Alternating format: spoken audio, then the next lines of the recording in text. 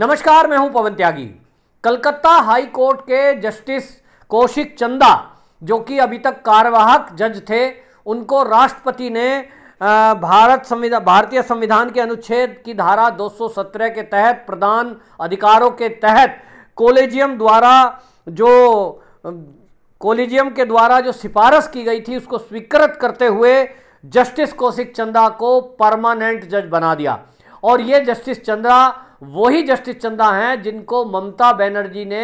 ये आरोप लगाया था कि ये पढ़ाई के टाइम पे ये जो वकील थे उस टाइम पे ये बीजेपी से जुड़े रहे हैं और ये जो है ठीक फैसला नहीं कर सकते, ये बीजेपी का पक्ष लेंगे। तो आपको ध्यान होगा कि ये वही जज हैं। ममता बनर्जी जब नंदीग्राम सीट हार गई थी तो उस समय उन्होंने चैलेंज किया था, अपनी हार को स्वीकार नहीं करा था और शुभेंदु अधिकारी को चुनौती दी थी कि ये जो लगभग 1500 वोटों से ममता बनर्जी हारी है, उन्होंने कहा कि इसमें घपला घोटाला हुआ है गिनती में और इसलिए ये चुनाव दोबारा होने चाहिए। उसको लेकर ममता बनर्जी कोर्ट गई थी, लेकिन कोर्ट में नियम के अनुसार जिस जज की बारी आई वो थे कौशिक चंदा। और कौशिक चंदा जैसे ही कोर्ट में केस गया तो ममता बनर्जी के वकील ने उस पर ऑब्जेक्शन किया और ये ममता बनर्जी की तरफ से बाकायदा कहा भी गया प्रेस कॉन्फ्रेंस में भी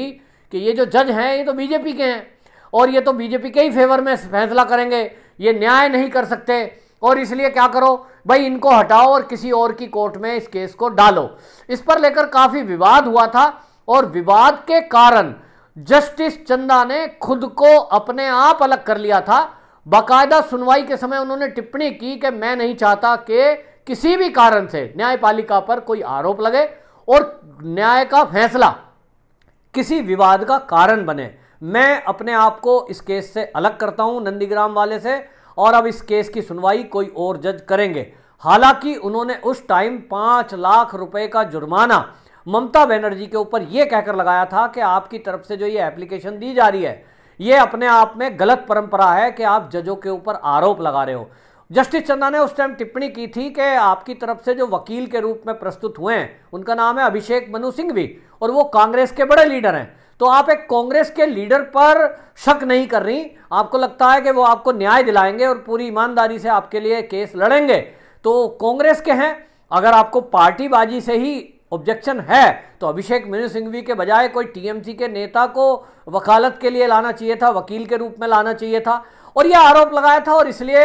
एक टिप्पणी के बाद 5 लाख रुपए का जुर्माना लगाया गया था। उसके बाद ये नंदीग्राम वाली सीट जो थी इसकी सुनवाई कोई दूसरे जज कर रहे थे, लेकिन अब ये जो जज हैं जस्टिस कौशिक चंदा, इनको अभी तक जो कार्यकारी जज के रूप में कलकत्ता हाई कोर्ट में काम कर रहे थे, राष्ट्रपति जी ने अपनी शक्तियों का उपयोग करके, और वो राष्ट्रपति जी की शक्ति नहीं तो पावर है, हाई कोर्ट के जज को नियुक्ति करते हैं। भारत का संविधान की अनुच्छेद 117 के अंदर 117(1) के अंदर ये कोलेजियम अपनी जो है स्वीकृति देता है, अपनी सिफारिश करता है और उस कोलेजियम के तहत एक जज होते हैं, उसमें एक राष्ट्रपति जी हैं और विपक्ष के नेता। तो कोलेजियम की सिफारिश है, उसमें जो करते हैं राष्ट्रपति जी उसको स्वीकृत करते हैं। जो कोलेजियम है 3 लोग मिलकर के उसमें तय करते हैं और इस कोलेजियम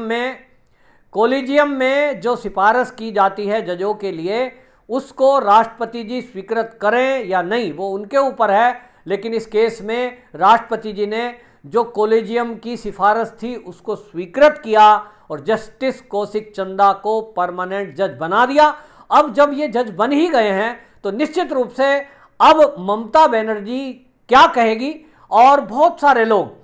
इस तरह का आरोप लगाते हैं। और जब भी हमने देखा है, जैसे कि अभी आप देख लीजिए ये विपक्ष के नेता क्या है कि अभी हरियाणा में किसान आंदोलन को लेकर जो वो सीएम का विरोध कर रहे थे मनोहर लाल खट्टर का, और वहाँ जो एसडीएम ने लाठीचार्ज के ऑर्डर दिए उसको राकेश टिकैत ये कहते हैं कि साहब ये तो आरएसएस के एक इसके पिताजी आरएसएस में हैं, उनका बेटा है। तो अगर वो आरएसएस में पिताजी ना होते और आरएसएस वालों का बेटा ना होता और वो एसडीएम या डीएम वहाँ नियुक्त होता तो क्या वो मुख्यमंत्री को पिटने देता? क्या वहाँ उन आंदोलनकारी के नाम पर जो गुंडे इकट्ठे थे वो उनको हमला करने देता? क्या वो लाठीचार्ज का आदेश ना दे? इस तरह की बेहुदा बातें ये विपक्ष करता है और ममता बनर्जी भी इसी तरह से इस देश की न्यायपालिका पर सवाल उठाती रही है, न्यायपालिका को हमेशा घेरने का काम करती है और हमेशा इस तरह की बातें करते हैं। विपक्ष को हमने देखा है, जिस तरह से आप देखिए महाराष्ट्र में शरद पवार ईडी की कार्रवाई को कह रहे हैं कि साहब ये तो जो है केंद्र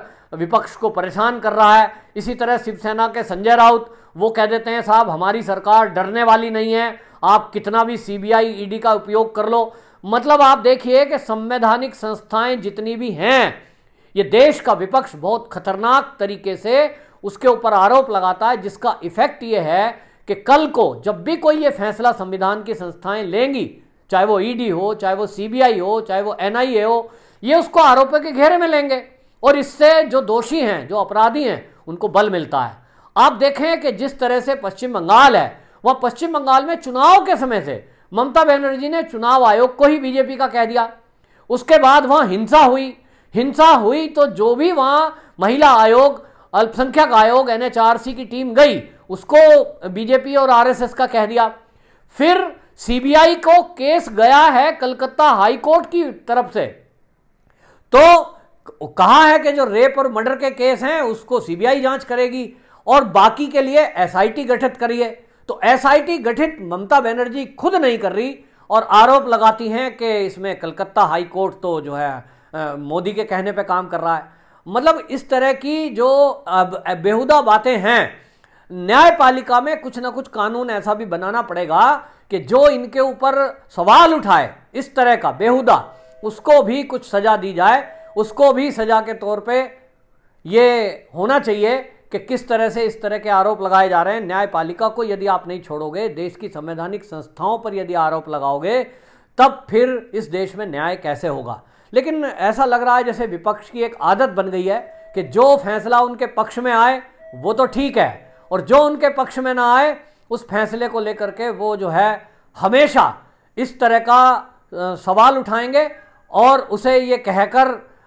डाइवर्ट करने की मुद्दे को कोशिश करते हैं कि ये सरकार जो है बदले की भावना से कार्रवाई कर रही है। हालांकि आपको बताएं, ममता बनर्जी का भतीजा अभिषेक बनर्जी कोल घोटाले में फंसा हुआ है, उसकी पत्नी भी फंसी हुई है और टीएमसी के कई लोग, फरहाद हाकिम जो कि मंत्री रहे हैं और ममता बनर्जी के खासम खास हैं, ऐसे लोग और कई विधायक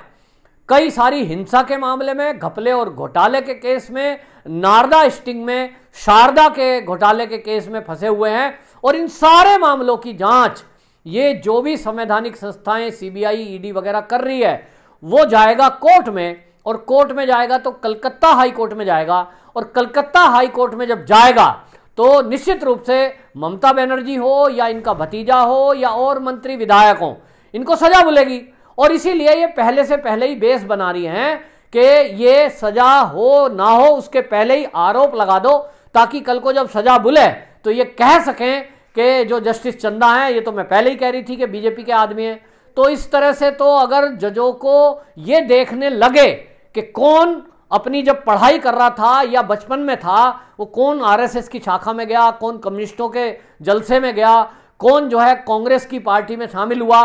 तो इस तरह तो न्याय करना मुश्किल हो जाएगा। लेकिन बहरहाल ये ममता बनर्जी के लिए एक बहुत बड़ा झटका है कि जिस जज को वो आरोप लगा रही थी कि वो बीजेपी का है, जिस जज से वो चाह रही थी कि वो नंदीग्राम की सुनवाई ना करे और उनके पक्ष में कोई दूसरा जज फैसला दबाव में आकर कर दे, वो जज अब परमानेंट कलकत्ता हाई कोर्ट के जज के रूप में स्थापित हो गए हैं और उनका कार्यकाल राष्ट्रपति जी के आदेश के साथ ही शुरू हो गया है। ममता बनर्जी को एक बहुत बड़ा झटका।